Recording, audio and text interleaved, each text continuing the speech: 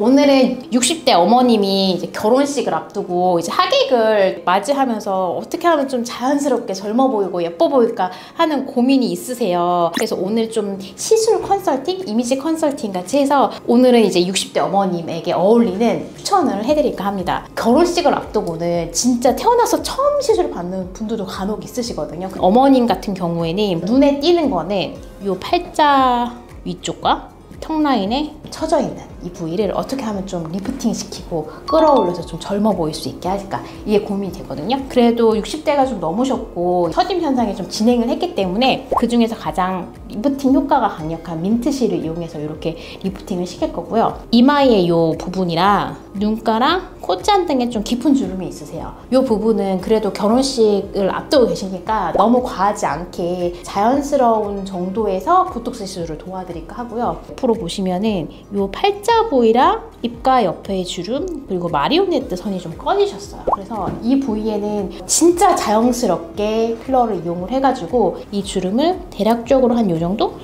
이 정도 피는 작업을 해볼까 합니다. 우선은 특히 실리프팅 할 때에는 되게 통증을 걱정을 하시는 분들이 많으시잖아요. 그래서 수면을 하기도 하냐고 이렇게 여쭤보시는 분도 많은데, 이제 실리프팅 같은 경우에는 조그만 벡터가 달라지거나 또는 방향이 달라져도 끌어당기는 힘의 방향이 달라질 수가 있고 끌어당기는 정도가 달라지기 때문에 깨어있는 상태에서 정확하게 얼굴을 보고 시술을 해드리는 거를 저는 선호를 하고 있어요. 그래서 깨어있는 상태에서 덜 아프게 하는 시술 위주로 제가 많이 연구를 하고 있거든요. 그래서 여러 가지 이제 통증을 줄이는 시술들을 도와드리고 있고, 그리고 그 중에서 오늘은 크림 마취는 이제 시술 전에 받으신 상태이고 신경 마취와 주사 마취를 통해서 조금 더 마취를 한 다음에 안전하게 시술을 해볼까 합니다.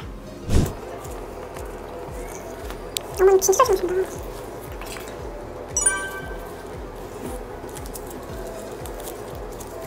이제 실이 하자마자 직후에 엄청 드라마틱하게 많이 올라가긴 하잖아요. 이 상태에서 한 1, 2주가 지나면 좀 떨어져요.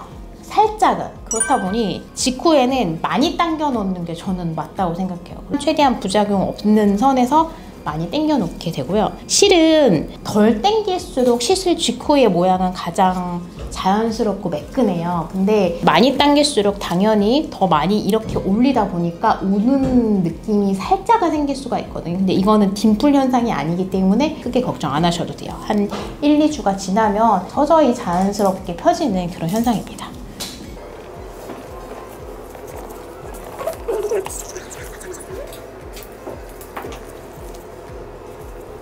솔직하게 말씀드리면 요거보다는 이렇게 살짝은 더 떨어져요. 그렇기 때문에 이런 데도 살짝씩 펴지면서 자연스러워진다 생각하시면 되고, 저는 타일을 해서 그런지 추천 주기를 1년 정도로 주기를 추천을 드리는 편이긴 해요. 그래도 좀 드라마틱한 거를 보여드리기 위해서 이 필러 시술을 한쪽을 한번 먼저 해볼게요. 해서 반반을 비교를 해보시면 또 좋긴 하니까